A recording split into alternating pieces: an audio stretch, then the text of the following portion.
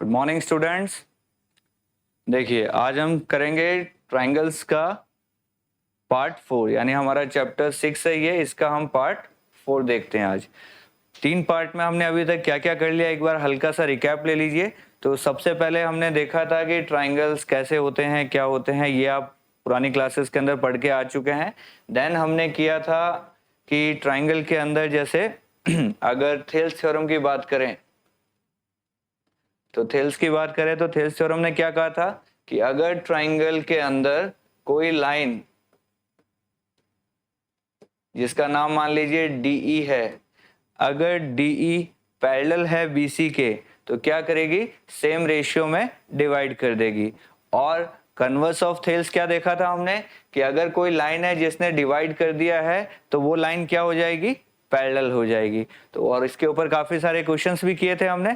आज हम इससे आगे चलते हैं। आज का हमारा टॉपिक रहेगा criteria for similarity of triangles, कि किसी भी दो ट्राइंगल को सिमिलर होने के लिए क्या क्राइटेरिया चाहिए उसकी बात कर लेते हैं। तो देखिए हमारे सामने दो ट्राइंगल है एबीसी और डीईएफ। हम चाहते हैं कि ये दोनों सिमिलर हो जाएं। देखिए पुरानी क्लास 9th के अंदर आपने कॉन्ग्रुएंसी पढ़ी होगी कि दो ट्राइंगल अगर कॉन्ग्रुएंट होते हैं तो हम इस सिंबल का यूज करते हैं।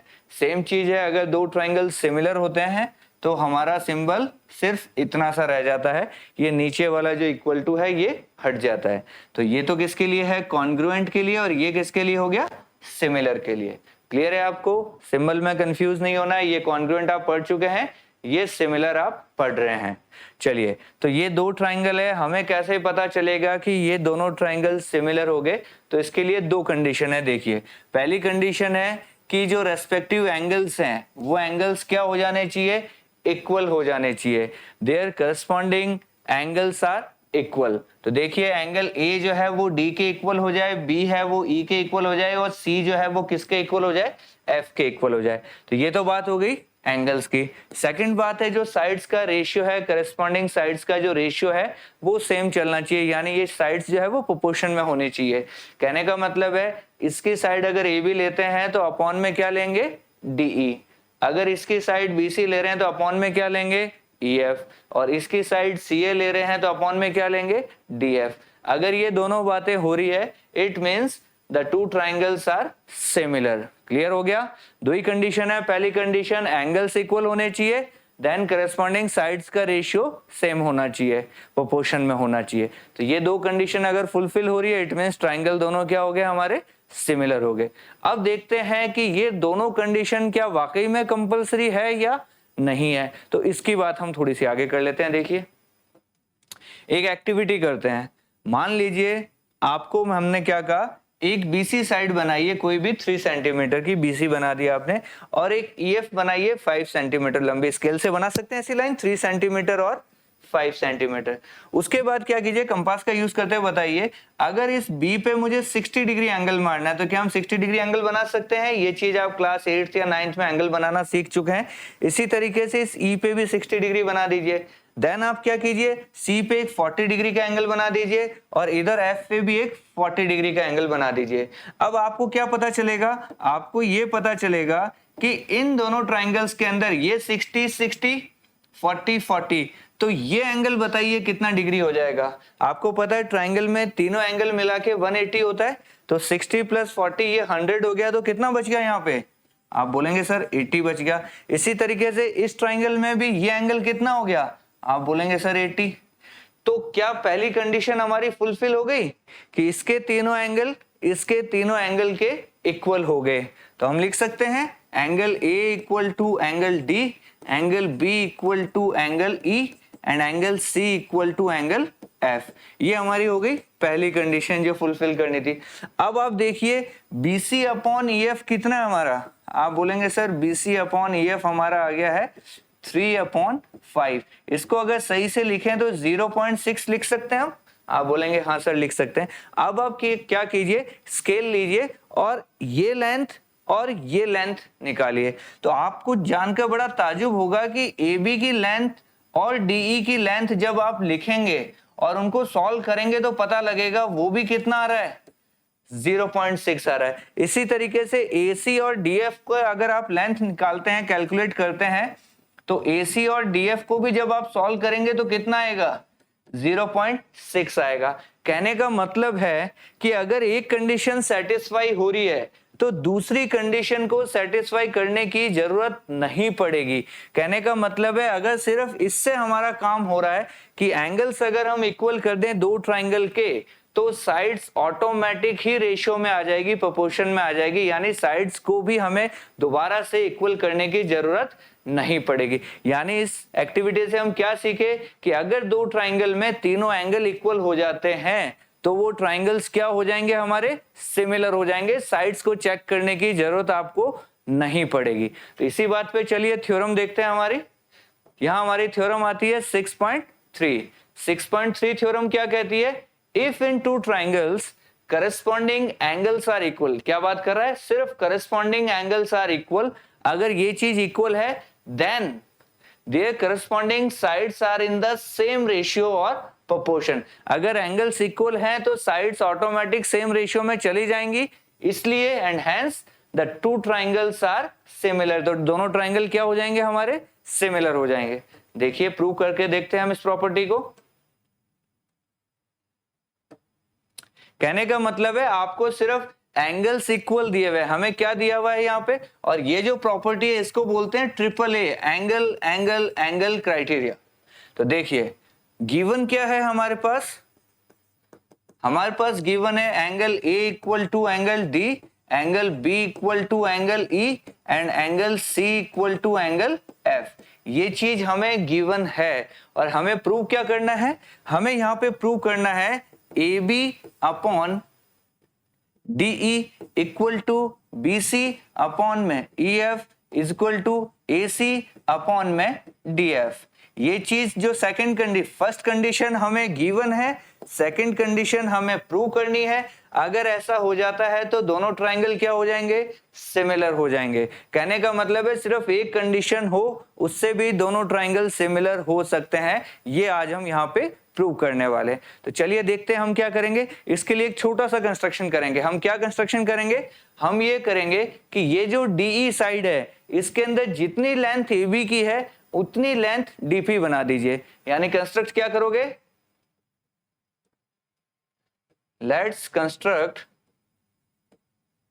DP equal to AB and DQ equal to AC. ये दो काम हमने कर लिए। जितना एबी है उतना हमने डीपी ले लिया और जितना एसी है उतना हमने क्या ले लिया? डीक्यू ले लिया।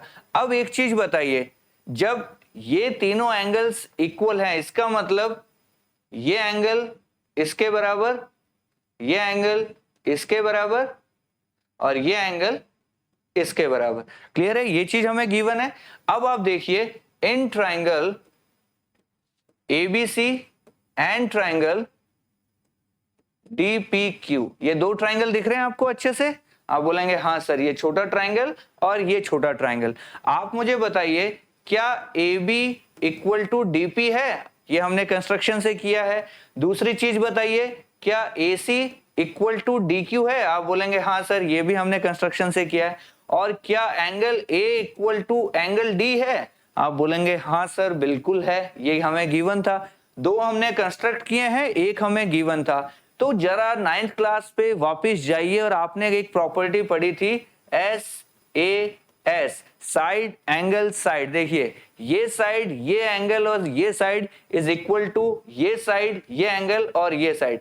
तो क्या मैं ऐसा लिख सकता हूं triangle ABC is congruent to triangle DPQ? क्या मैं सही कह रहा हूं? आप बोलेंगे हाँ सर ये बिल्कुल कॉन्ग्रुएंट हो गए हमारे दोनों ट्राइंगल। अब अगर ट्राइंगल कॉन्ग्रुएंट हो गए हैं तो मुझे बताइए इससे क्या रिजल्ट मिलता है हमें? इससे रिजल्ट हमें ये मिलता है कि एंगल B इक्वल टू हो गया एंगल P और एंगल C इक्वल टू हो गया एंगल Q। यानी ये जो एंगल है इसके इक्वल हो गया, ये जो एंगल है वो इसके इक्वल हो गया। क्या मैं सही कह रहा हूं? आप बोलेंगे हाँ सर बिल्कुल सही कह रहे हैं। अब इधर देखिए जरा PQ और EF को देखिए आप, ये एंगल इक्वल टू इसके है, ये एंगल इक्वल टू इसके है। तो क्या ये करस्पॉन्डिंग एंगल्स इक्वल नहीं हो गए? अगर करस्पॉन्डिंग एंगल्स इक्वल हो गए, इट मीन्स मैं क्या कह सकता हूं, PQ is parallel to EF। क्या ये बात सही है? आप बोलेंगे हाँ सर बिल्कुल सही हो गया। ये पैरेलल क्यों हो गया? क्योंकि corresponding angles are equal.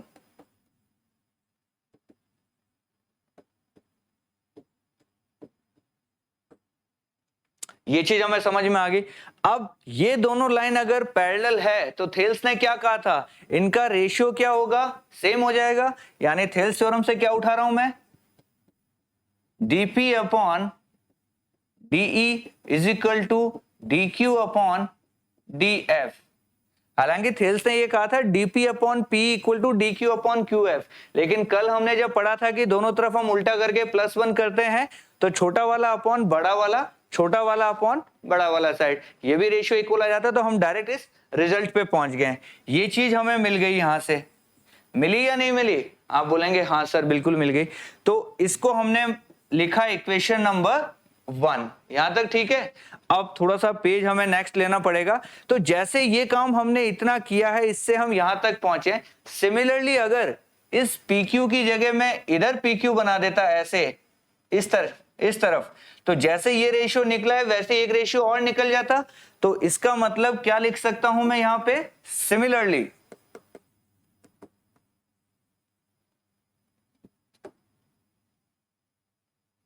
dP upon DE, हम लिखेंगे dP upon DE is equal to PQ upon EF। ये हमारा आ गया सेकंड नंबर। तो ये यूजिंग फर्स्ट एंड सेकंड हम क्या लिखेंगे, dP upon PE equal to DQ upon DF is equal to PQ upon EF। और ये 1 और 2 से आ गया। और हमें पता है DP, DQ और PQ किसके इक्वल है? आप बोलोगे सर ये AB अपॉन PE हो गया, ये AC अपॉन DF हो गया, और ये BC अपॉन EF हो गया। तो यही चीज तो हमें प्रूव करनी थी कि एंगल्स हमें इक्वल दिए हुए हैं तो साइड्स प्रोपोर्शन में आ गया। देयरफॉर हम क्या लिख सकते हैं, triangle ABC is similar to triangle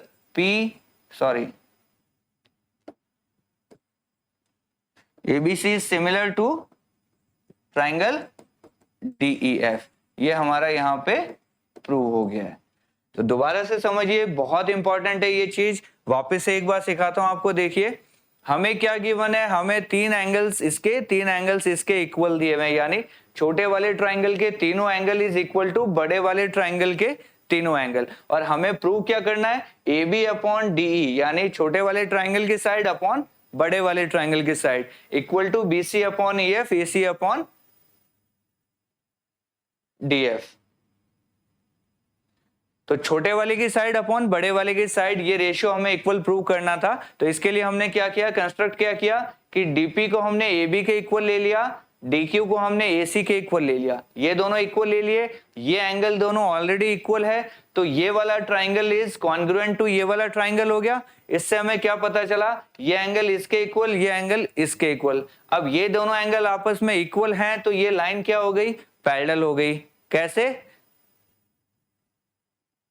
parallel है, क्यों? क्योंकि करस्पॉन्डिंग एंगल्स इक्वल है। अब ये दोनों लाइन पैरेलल है तो थेल्स ने क्या कहा था, ये अपॉन पूरा, ये अपॉन पूरा इक्वल हो जाएगा। सिमिलरली हमने क्या कर दिया, ये अपॉन ये इक्वल टू ये अपॉन ये, दोनों से हमें क्या रिजल्ट मिल गया कि ये तीनों चीजें बराबर हो गई। अब DP, DQ और PQ किसके बराबर है? ये जो DP है वो AB के बराबर है, DQ है वो AC के बराबर है और PQ BC के बराबर है। क्यों? क्योंकि दोनों ट्राइंगल कॉन्ग्रुएंट है। तो ये चीज रिजल्ट आ गई। ये जैसे ही चेंज किया हमने इनको AB, AC, BC में, तो यही वो रिजल्ट था जो हमें चाहिए था। कहने का मतलब है अगर तीनों एंगल इक्वल हैं तो तीनों साइड्स किस रेशियो में आ जाएंगी, सेम रेशियो में आ जाएगी, प्रोपोर्शन में आ जाएगी। तो ट्राइंगल क्या हो गया हमारा, दोनों ट्राइंगल हमारे सिमिलर हो गए। अब देखिए यहाँ पे गजब की बात बताता हूं आपको कि आपने ये देखा कि तीनों एंगल इज इक्वल टू तीनों एंगल थे, लेकिन जरा सोचिए अगर मैं इसको ऐसे कह दूं कि दो एंगल इसके बराबर है, तो क्या तीसरा एंगल ऑटोमेटिक इक्वल नहीं हो जाएगा क्या? इस चीज को समझना एक बार। देखिए मान लीजिए ये दो ट्राइंगल हैं, एक का नाम है ABC, एक का नाम है DE और F। मान लीजिए ये एंगल 50 है, इसका ये एंगल भी 50 है, ये एंगल 60 है, इसका ये एंगल 60 है। मैं कहता हूं angle B is equal to angle E, angle C is equal to angle F। मैंने दो ही एंगल इक्वल दिए आपको, तो बताइए ये 50 का 50 है, 60 का 60 है, तो इस ट्राइंगल में ये एंगल कितना हुआ? आप बोलोगे सर तीनों का सम 180 होता है तो इसको होना चाहिए 70, इधर तीनों का 180 होता है तो इसको होना चाहिए 70।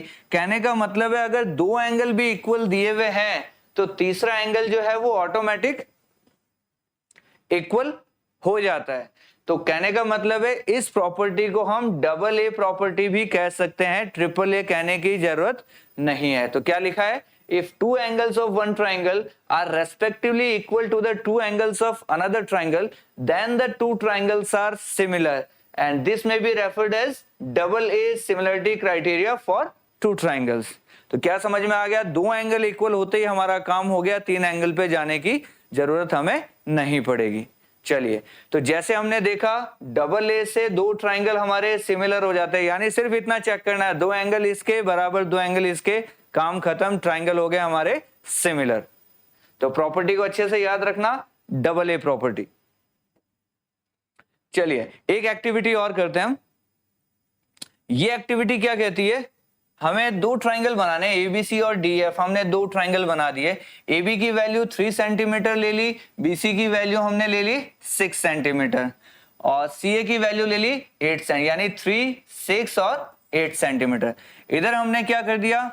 4.5, 9 और 12, 4.5, 9 और 12। दोनों ट्राइंगल को जरा गौर से देखो, आपको क्या दिख रहा है? आप देखोगे यार ये 3 का 4.5 हो गया, यानी कितना टाइम्स हो गया? 1.5 टाइम्स। ये 6 का 1.5 टाइम्स हो गया तो 9, ये 8 का 1.5 टाइम्स हो गया 12। यानी कि हमें गिवन क्या है? हम देखें, हमें गिवन है AB अपॉन में DE equal to BC upon में EF equal to AC upon में DF। क्या ये रेशियो सेम है?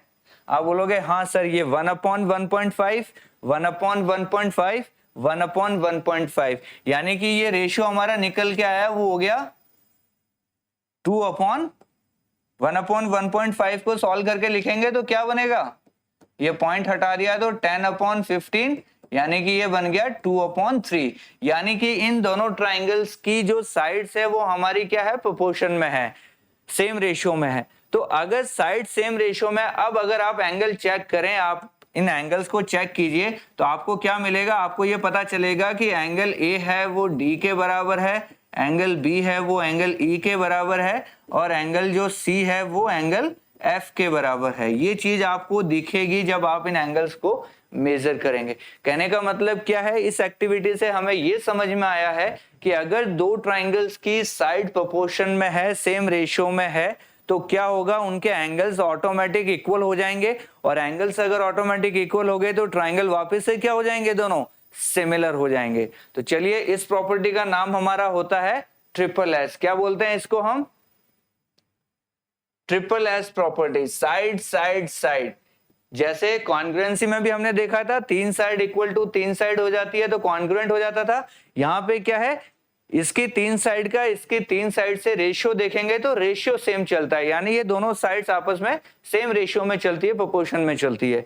तो चलिए दोबारा से पढ़ते, क्या लिखा है? If in two triangles side of one triangle are proportional to, यानी in the same ratio of the sides of the other triangle, then there corresponding angles are equal and hence the two triangles are similar.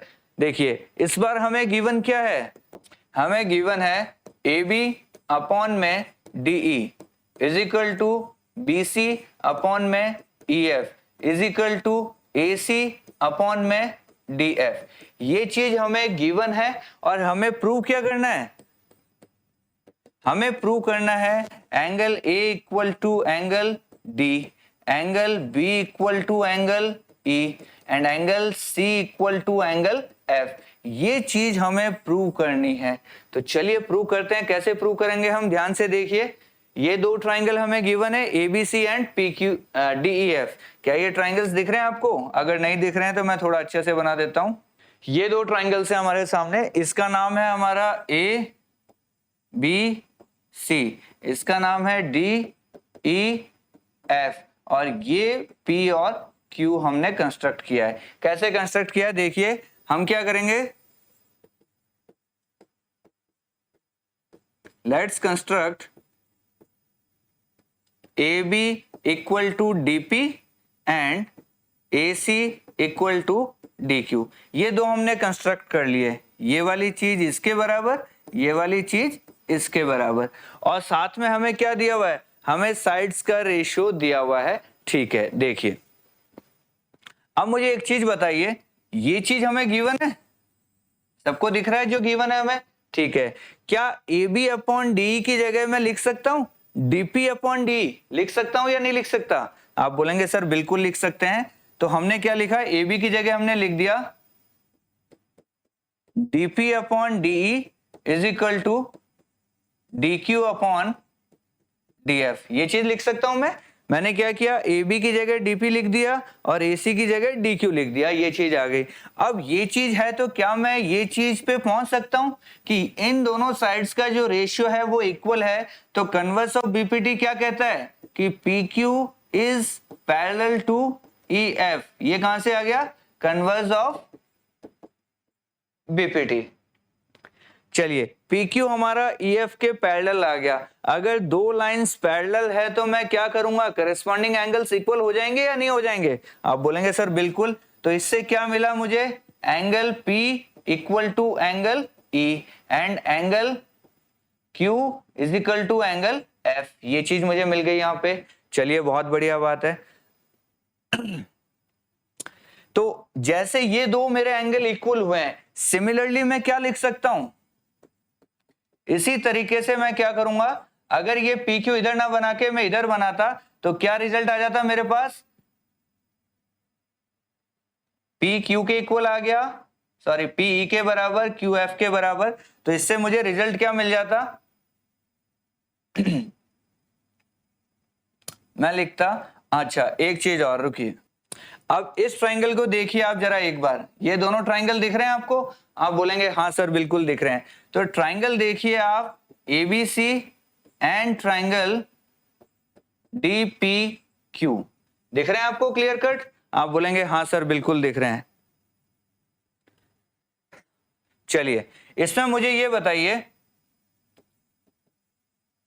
क्या AB equal to DP है?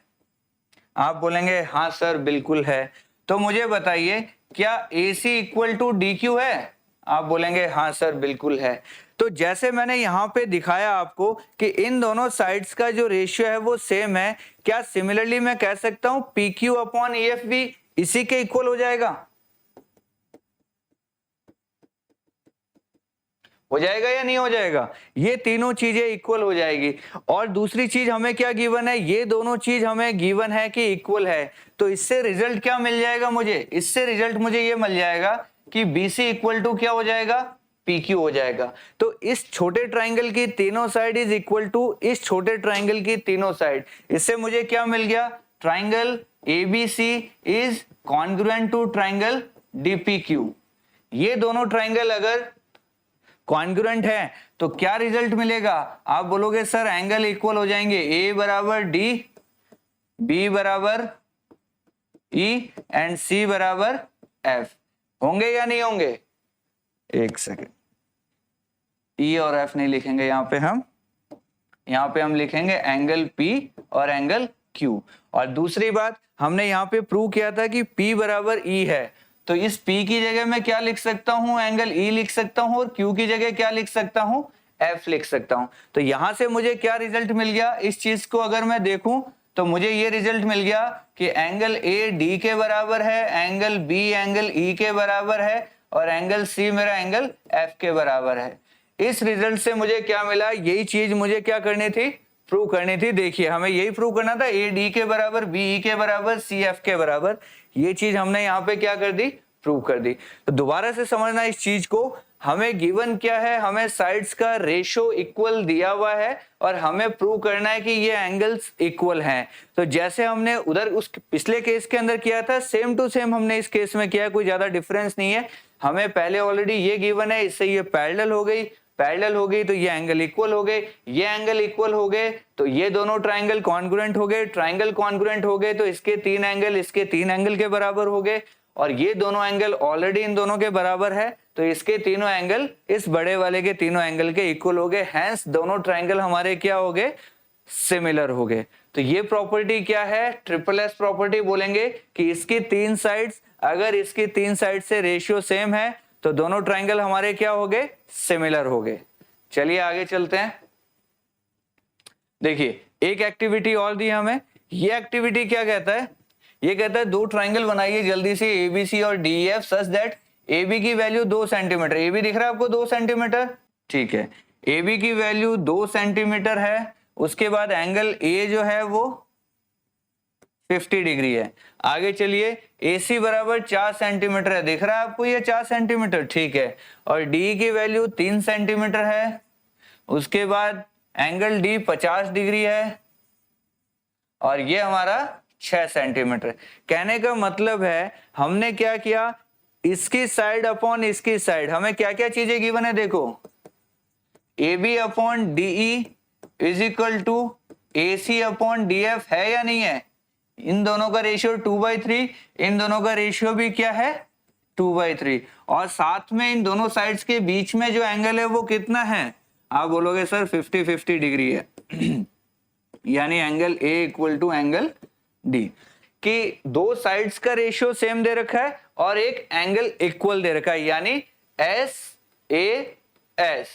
तो जब आप check करोगे इसके अंदर, आप ये चेक करोगे कि ये एंगल इक्वल टू इसके हो जाएगा, यानी चेक करेंगे तो एंगल C मिलेगा आपको F के बराबर, एंगल B मिलेगा आपको एंगल E के बराबर, और साथ में क्या मिलेगा, BC अपॉन EF को चेक करोगे तो वो भी कितना मिलेगा 2/3। आप चेक करोगे बना के तो ये चीज मिलेगी। कहने का मतलब है अगर S से S दे रखा है, हमें इन 2 साइड्स का रेशियो इन 2 साइड्स के इक्वल आ जाए और एक एंगल बीच वाला सेम आ जाए तो भी हमारे दोनों ट्राइंगल क्या हो जाएंगे, सिमिलर हो जाएंगे। इस प्रॉपर्टी को S से S बोलते हैं। चलिए देखते हैं। If one angle of a triangle is equal to one angle of the other triangle, यानी अगर एंगल A हमें एंगल D के बराबर दे दे और साथ में क्या कह दे the sides including these angles are proportional, यानी AB अपॉन DE बराबर AC अपॉन DQ हो जाए तो क्या हो जाएगा, then the 2 triangles are similar, दोनों ट्राइंगल सिमिलर हो जाएंगे और इस क्राइटेरिया को हम क्या बोलेंगे, साइड एंगल साइड S से S सिमिलरिटी बोल देंगे। तो चलिए इसको भी प्रूव कर लेते हैं हम फटाफट, कैसे होगा देखिए। हमें गिवन क्या है, सबसे पहले गिवन लिख लीजिए। गिवन है हमें AB upon DE equal to AC upon DF, और साथ में क्या गिवन है, angle A equal to angle D हमें गिवन है, ये चीज हमें गिवन है। अब देखिए हमें प्रूव क्या करना है, हमें प्रूव करना है angle B equal to angle E, angle C equal to angle F, और तीसरी चीज BC upon EF equal to AB upon DE।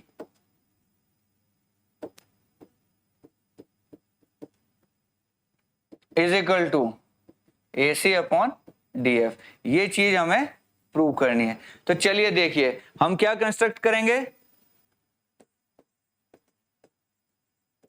हर बार हम सेम ही कंस्ट्रक्ट कर रहे हैं, जितना AB है उतना DP ले लीजिए और जितना AC है उतना ले लीजिए DQ।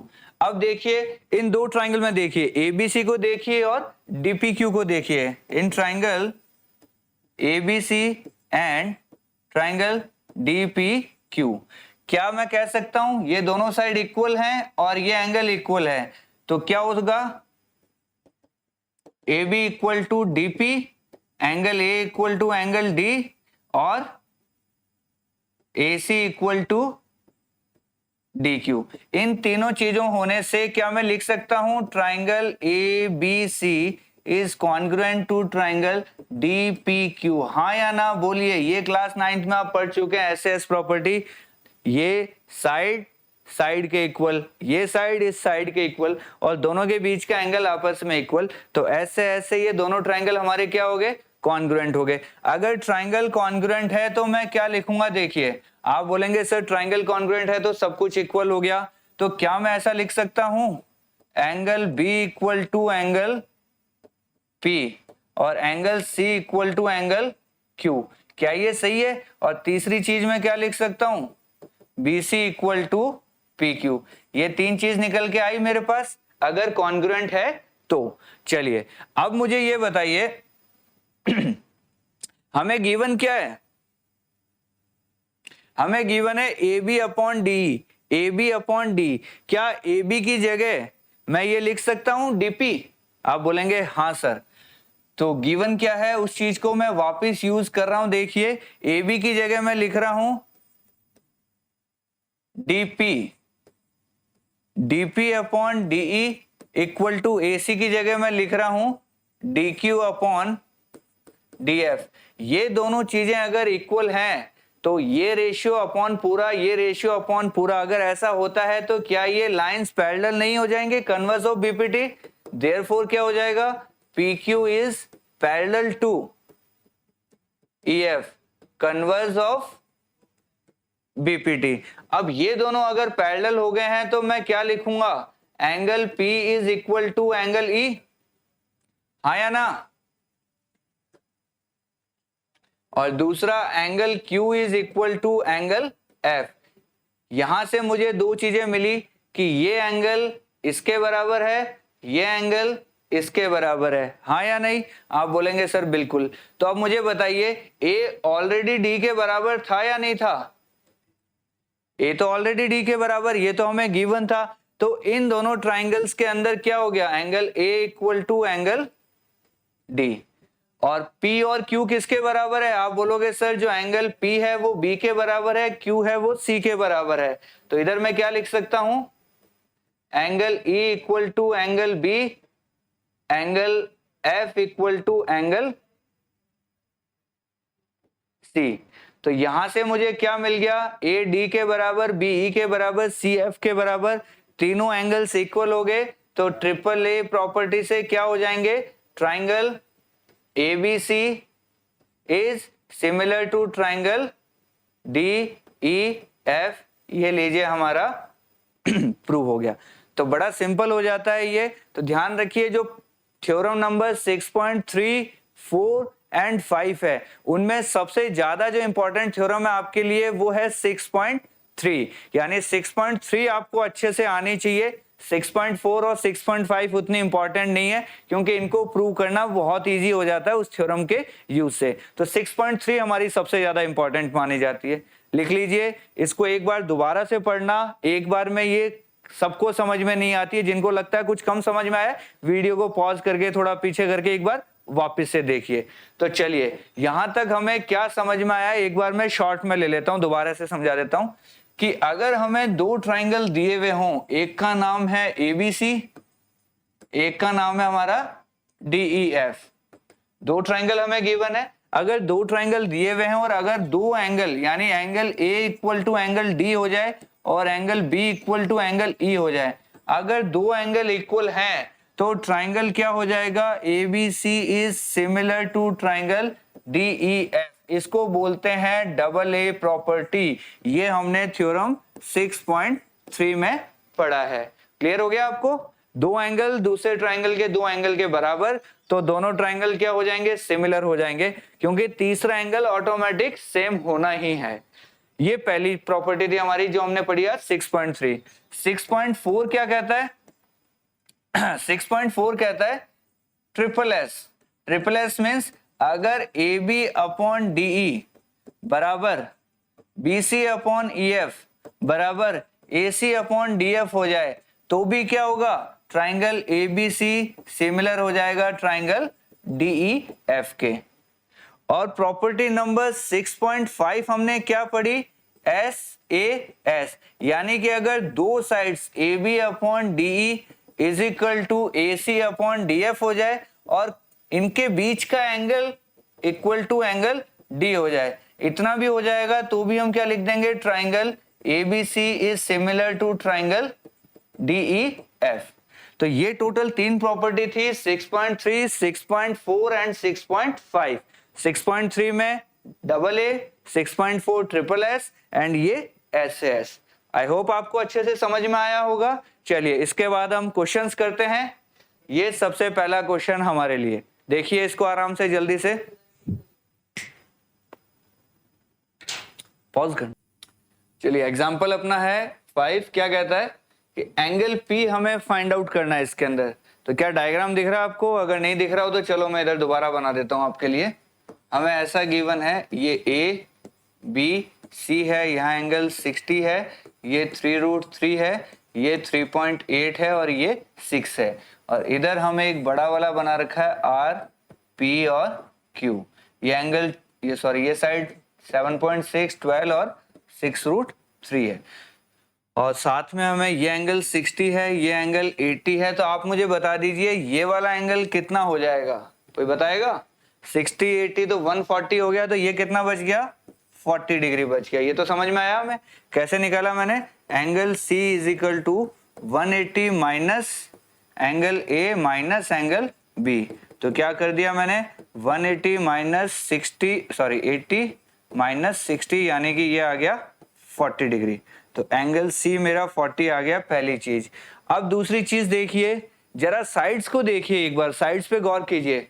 क्या ये 6 का 12 दिख रहा है आपको? आप बोलोगे हाँ सर। 3√3 का डबल कितना होता है? 6√3। 3.8 का डबल कितना होता है? 7.6। तो क्या मैं ऐसा लिख सकता हूं, AB upon RQ is equal to BC upon PQ equal to AC upon PR, और इज इक्वल टू क्या हो रहा है? सेम रेशियो है 1/2। तो ये ट्रिपल एस से हमारा क्या हो गया? दोनों ट्राइंगल सिमिलर हो गए। कौन कौन से ट्राइंगल सिमिलर हो गए ये थोड़ा सा समझना। देखिए ABC इज सिमिलर टू, देखिए A और B के नीचे R और Q है, या ऐसा समझिए इसको 6 और 3√3 वाले का एंगल बीच में कौन आ रहा है? C आ रहा है। 6 और 3√3 के बीच में कौन आ रहा है? C। तो इनका डबल क्या होता है? 12 और 6√3। 12 और 6√3 के बीच में कौन आ रहा है? P। यानी जो C है वो किसके इक्वल हो जाएगा? P के। इसी तरीके से बताइए मुझे 3.8 और 3√3 के बीच में आ रहा है A, तो इनका डबल क्या होता है? 7.6 और 3√3। 7.6 और 6√3, इन दोनों के बीच में आ रहा है R, यानी A किसके इक्वल हो जाएगा? R के इक्वल हो जाएगा। बच गया कौन? Q। यानी ABC is similar to RQP। हमें एंगल P निकालना है, तो हम क्या लिखेंगे? Therefore angle C equal to angle P, और इक्वल टू कितना आ गया? 40 डिग्री, क्योंकि C हमने 40 निकाला था, और यही किसके बराबर हो गया? P के बराबर हो गया। तो ऐसे सीधा नहीं बोल देना है कि ABC है वो सिमिलर हो जाएगा RPQ या PQ, और ऐसे नहीं बोलेंगे। पहले चेक करेंगे कौन सी साइड किधर है। ये लिखने का तरीका होता है कि एंगल A R के बराबर है, B Q के बराबर है और C P के बराबर है। इस तरीके से ये थोड़ा सा और समझाएंगे, अभी आपको और अच्छे से समझ में आ जाएगा। चलिए नेक्स्ट क्वेश्चन।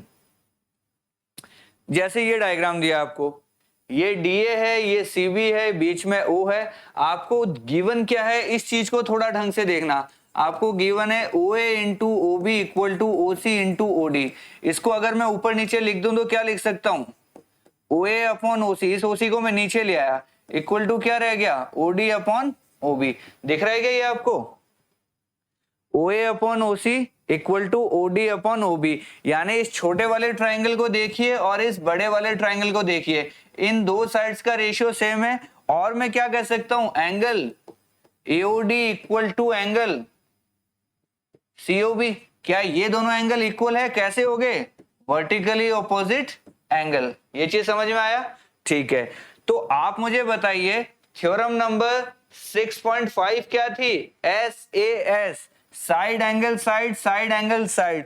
तो क्या मैं यहां पे लिख सकता हूं triangle AOD is similar to triangle? देखिए कैसे होगा। OA के नीचे क्या था? OC, यानी जितना O है उतना OC है, यानी A के लिए कौन आएगा? C आएगा। तो ट्राइंगल COB, यानी ये एंगल इसके बराबर है और ये वाला एंगल इसके बराबर है। तो जो एंगल्स इक्वल होते हैं उसी हिसाब से ये सिमिलरिटी लिखी जाती है। तो ये दोनों ट्राइंगल क्या हो गए हमारे, सिमिलर हो गए। और यही हमें प्रूव करना था कि अगर दोनों सिमिलर है तो एंगल A बराबर एंगल C है, एंगल O बराबर एंगल O है और एंगल D बराबर एंगल B है। ये हमारा प्रूव हो गया। क्योंकि दो ट्राइंगल सिमिलर हैं तो रेस्पेक्टिव एंगल्स क्या हो जाएंगे, उनके इक्वल हो जाएंगे। चलिए अगला एग्जांपल देखते हैं। ये बड़ा अच्छा एग्जांपल है, इसको हम हाइट एंड डिस्टेंस में देखते हैं, लेकिन ये हमारे सामने यहीं पे आ गया, कोई बात नहीं, हम यहां भी कर लेंगे इसको। क्या गिवन है कि एक लड़की की हाइट है 90 सेंटीमीटर, ये लड़की है, इसकी हाइट है 90 सेंटीमीटर। ये इस बेस के पास खड़ी थी और यहां से चलने लगी तो इसकी स्पीड क्या आई, 1.2 metre per second. Speed time distance देखा आपने, स्पीड का फॉर्मूला बताइए जल्दी से, speed equal to distance upon time. तो जरा बताइए मुझे डिस्टेंस क्या हो जाता है, स्पीड इनटू टाइम। एक तो ये फॉर्मूला हमें पता होना चाहिए। तो चलिए इसकी स्पीड है 1.2 मीटर पर सेकेंड और साथ में क्या कह रखा है कि 4 सेकंड तक वो लड़की चलती है। अगर 1.2 हमें गिवन है, speed equal to 1.2 metre per second और टाइम हमें गिवन है 4 सेकंड, तो बताइए डिस्टेंस कितना ट्रेवल होगा। आप बोलोगे सर 1.2 इंटू 4 यानी कि कितना हो गया, 4.8 मीटर। ये डिस्टेंस आ गई हमारी 4.8 मीटर, यानी लड़की यहां से चलने लगी और यहां तक पहुंच गई। तो ये डिस्टेंस हमारा कितना आया, यही तो डिस्टेंस चली है लड़की, तो कितना आ गया 4.8 मीटर। ये समझ में आया आपको या नहीं। डिस्टेंस का फॉर्मूला स्पीड इनटू टाइम होता है, स्पीड दिए टाइम दिए मल्टीप्लाई किया तो ये आ गया। चलिए ठीक है, अब क्या कहता है, लैंप की हाइट है वो 3.6 मीटर है। लैंप की हाइट हमें कितनी गिवन है, ये गिवन है 3.6 मीटर। ठीक है, तो जो चीज गिवन है वो चीज मैं लिख देता हूं। ये हमने जो फाइंड आउट की है, AB इक्वल टू 3.6 मीटर और BD हमने कैलकुलेट कर लिया, कितना आ गया 4.8 मीटर। ये चीज आपको समझ में आई। अब जरा आप ट्राइंगल पे गौर कीजिए। इन ट्राइंगल आपको देखना है EDC एंड ट्राइंगल EBA। ये दो ट्राइंगल दिख रहे हैं, एक तो ये छोटा वाला और एक ये बड़ा वाला। क्या मैं ऐसा लिख सकता हूं, angle D equal to angle B, क्या ये दोनों एंगल 90 डिग्री दिख रहे हैं आपको, क्योंकि पोल भी जो होगा वो 90 डिग्री पे खड़ा होगा और जो लड़की भी खड़ी है तो वो भी स्ट्रेट खड़ी होगी, 90 डिग्री पे खड़ी होगी। तो दो एंगल तो 90 डिग्री हो गए। और साथ में मैं क्या लिख सकता हूं, इसका एंगल E इक्वल टू इसका एंगल E, क्यों, क्योंकि ये सेम एंगल है। तो अगर छोटे ट्राइंगल और बड़े ट्राइंगल में दो एंगल इक्वल हो गए हैं, तो क्या मैं ऐसा लिख सकता हूं, triangle EDC is similar to triangle EBA। क्या कोई मुझे मना कर सकता है इस चीज के लिए, कैसे हो गया, double A property. Theorem number हमारी 6.3। तो ये दोनों ट्राइंगल अगर सिमिलर हो गए हैं तो क्या इनके रेस्पेक्टिव, अच्छा एक चीज और दी हुई हमें, लड़की की हाइट कितनी है 90 सेंटीमीटर। तो ये जो CD है ये 90 सेंटीमीटर को अगर मैं मीटर में लिखूं तो 0.9 मीटर हुआ या नहीं हुआ। तो यहां कहीं बीच में डाल देते हैं CD equal to 0.9 metre.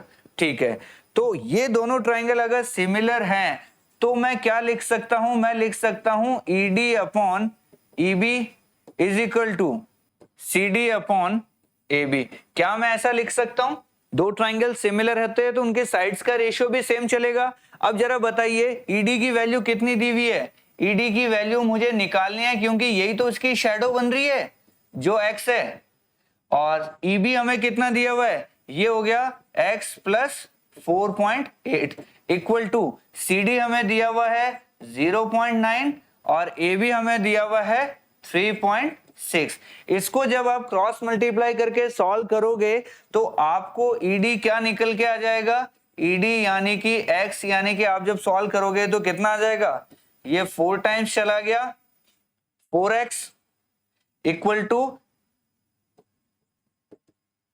x plus 4.8 यानी 3x equal to 4.8, x equal to हमारा आ गया 1.6 मीटर, यानी लड़की की जो शेडो बनेगी वो कितनी बन जाएगी, 1.6 मीटर। तो बड़ा इजी क्वेश्चन था ये, हाइट एंड डिस्टेंस का क्वेश्चन है, पर यहाँ पे हम इसको ट्राइंगल के अंदर भी यूज करें, और एक्चुअल में आंसर कैसे निकला है, सिमिलैरिटी से ही निकला है। तो एक बार वापस से पढ़ना इसको, कैसे कैसे हमने किया है। सबसे पहले हमने निकाला है इसके अंदर डिस्टेंस निकाला 4.8, ये हमें गिवन है, ये हमें गिवन है।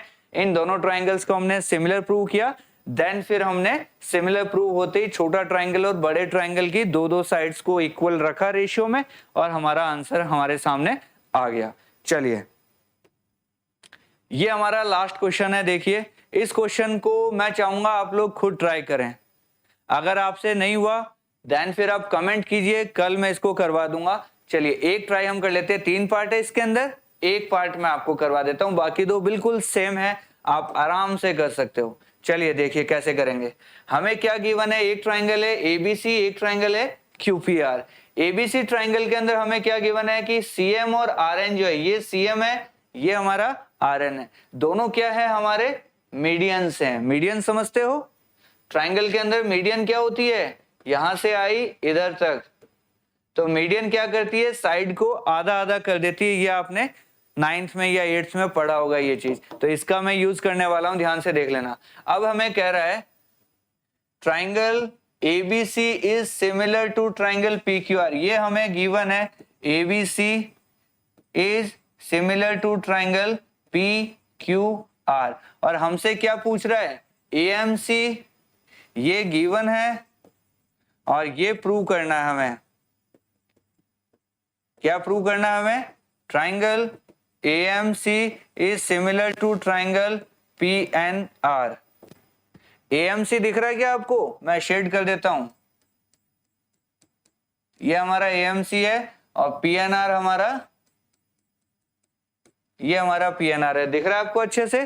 तो चलिए, ये हमें प्रूव करना है। तो सबसे पहले देखिए, ये दोनों ट्राइंगल अगर सिमिलर हैं तो क्या मैं लिख सकता हूं, AB upon PQ is equal to BC upon QR is equal to AC upon PR।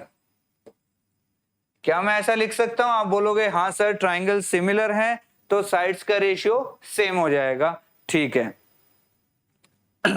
एक चीज देखिए, ये जो AB दिख रहा है आपको, क्या AB की जगह मैं लिख सकता हूं ट्वाइस ऑफ AM? अभी बताया था कि मीडियंस क्या करती है, साइड को हाफ हाफ कर देती है, यानी AM की जो वैल्यू होगी वो AB का हाफ हो जाएगा। लिख सकते हैं या नहीं लिख सकते? अच्छा, और ये बताइए PQ की जगह मैं क्या लिख सकता हूं, ट्वाइस ऑफ PN, हाँ या नहीं? लिख सकते हैं या नहीं लिख सकते? इन दोनों को अगर मैं डिवाइड करूंगा तो AB अपॉन PQ की जगह AM अपॉन PN आ जाएगा। तो यूजिंग 1 and 2 मेरे सामने क्या रिजल्ट आया, मेरे सामने आया AM upon PN is equal to BC upon, एक चीज और यूज करनी पड़ेगी, रुकिए। चलिए, हम कहां तक पहुंचे अभी, AB अपॉन PQ की जो वैल्यू, उसकी जगह हम AM अपॉन NR लिख सकते हैं। एक second, AB equal to twice of AM और PN equal to twice of PQ, PN। ठीक है, तो AB अपॉन PQ की जगह मैं लिख सकता हूं AM upon PN is equal to AC upon PR। ठीक है, तो जैसे ये सेकंड नंबर आपके सामने 1 और 2 दिख रहा है, उसी तरीके से आप मुझे ये बताइए कि ये जो ट्राइंगल है छोटा वाला AMC दिख रहा है आपको, in triangle AMC, triangle AMC को जरा गौर से देखिए। क्या ये छोटा वाला ट्राइंगल और इस छोटे वाले ट्राइंगल को आप अच्छे से देखिए,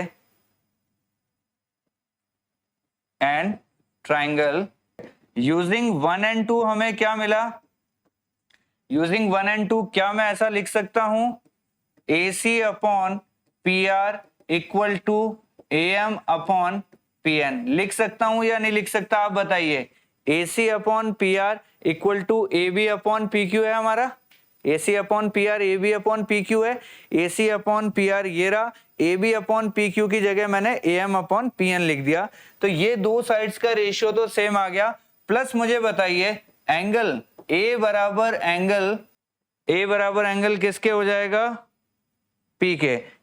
एंगल A बराबर क्या हो जाएगा, P के, क्योंकि ये दोनों ट्राइंगल क्या है, सिमिलर है। तो दो साइड्स का रेशियो हमारे पास सेम है और एक एक एंगल हमारे पास इक्वल है। तो बताइए SAS प्रॉपर्टी का यूज करते हुए क्या मैं लिख सकता हूं, triangle AMC is similar to triangle PNR। कौन सी प्रॉपर्टी यूज कर ली मैंने, SAS प्रॉपर्टी। तो इसी तरीके से बाकी के दो जो हैं वो आप बड़े आराम से सॉल्व कर सकते हैं। कहने का मतलब है इन क्वेश्चंस को करने के लिए आपके पास तीन प्रॉपर्टी है, 6.3, 6.4, 6.5।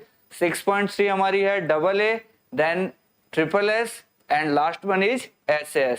तो ये तीन प्रॉपर्टी अच्छे से पढ़िए और इन क्वेश्चंस को 2-3 बार रिपीट कीजिए, आपसे बड़े ही आराम से हो जाएंगे। तो चलिए आज की क्लास यहीं फिनिश करते हैं।